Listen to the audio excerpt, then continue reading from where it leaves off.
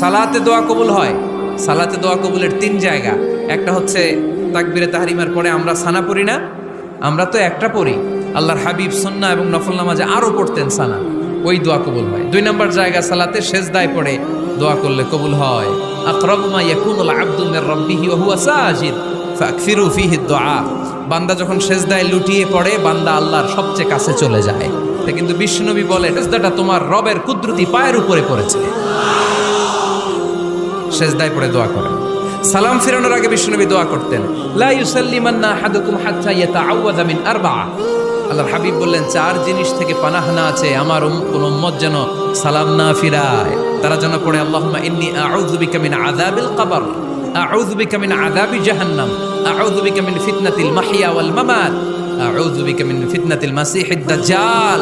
আল্লাহ কবরের আযাব থেকে বাঁচাও, আল্লাহ জাহান্নামের আগুন থেকে বাঁচাও, আল্লাহ জীবন